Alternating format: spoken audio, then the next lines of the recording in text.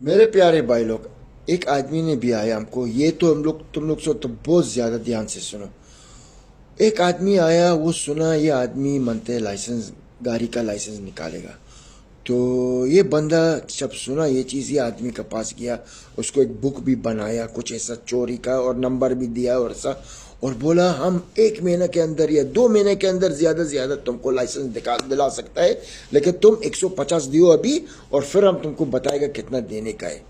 وہ بولا اچھا، یہ دیا 150 اس کو، لیکن یہ آدمی غائب ہو گیا، نہ اس کا فون اٹھاتا ہے، اس کا فون بند ہے۔ یار تم لوگ خود عقل سے کیوں کام نہیں کرتے؟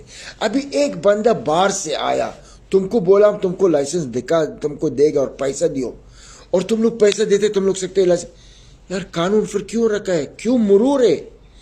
کیوں پولیس ہے ادھر؟ کیوں کوت ہے؟ کیوں قانون ہے؟ تم لوگ کیوں نہیں سمجھتے؟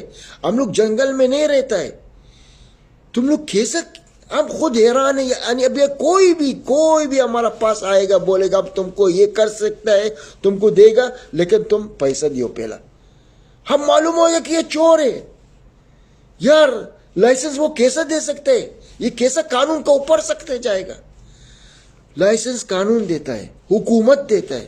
تم لوگ لازم جائے گا مرور میں، کسی علی بابا کو نہیں دیکھو میرا پیارے بھائی لوگ، یہ سب لوگ چور لوگ ہیں۔ آج کل یہ زمانے میں نا کوئی کسی کو رحم نہیں کرتے، بس کیسا بھی چوری کرتے ہیں۔ تو یہ چور لوگ سے بچو۔